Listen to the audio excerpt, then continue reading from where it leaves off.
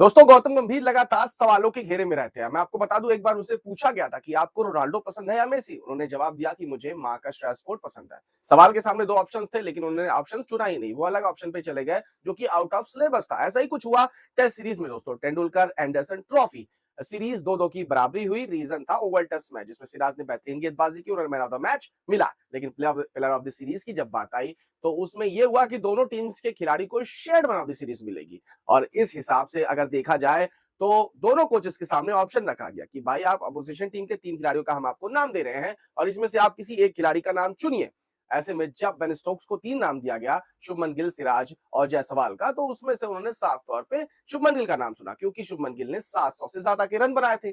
लेकिन जब गौतम गंभीर के सामने 3 नाम दिए गए और उसमें बेन स्टोक्स का नाम था, जिन्होंने सबसे बेहतरीन ऑलराउंडिंग परफॉर्मेंस की थी, सबसे ज्यादा विकेट्स लिया, अच्छी खासी बल्लेबाजी की, उसके बाद जो रूट जिनके 67 के एवरेज रहे हैं, 500 से ज्यादा रन बनाए हैं और बेहतरीन कंडीशंस में साथ भी दिया देश का। लेकिन ऐसे में उन्होंने नाम किसका लिया? हैरी ब्रूक का, जिनका एवरेज सिर्फ 53 का रहा, जो कि 500 का आंकड़ा पार भी नहीं कर पाए थे। तो लोगों ने सवाल उठाया कि लगभग वही जवाब कि जब मेसी और रोनाल्डो, दो बेहतरीन खिलाड़ियों की नाम आता है तो वो नाम लेते हैं रैशफोर्ड का। इसी तरह से हैरी ब्रूक का भी नाम लिया और ऐसे ही अतरंगी अंदाजों के लिए गौतम गंभीर जाने जाते। साफ तौर पर अगर share man of the series की बात होती और गौतम गंभीर के हाथ में ना दिया जाता ये ऑप्शन, तो जाहिर सी बात है share man of the series में जो रूट का नाम आता, या अगर कुछ और भी थोड़ा बहुत फेरबदल की बात होती तो बेन स्टोक्स का नाम आता। लेकिन हैरी ब्रूक तो आउट ऑफ सिलेबस से तरीके से मैन ऑफ द सीरीज पा जाते हैं और हिस्ट्री के चार्जशीट पे ये नाम हमेशा चढ़ जाता है दोस्तों। तो ऐसे में ट्रोल होना तो जायज बात है। ऐसे में शुभमन गिल तो एक तरफ से सही पॉइंट्स पा गए, लेकिन अगर इंग्लैंड की बात आती है तो जो रूट की परफॉर्मेंस कहीं ना कहीं खराब दिखती हुई नजर आई, क्योंकि उन्होंने तो बहुत कुछ किया लेकिन एट द एंड में उन्हें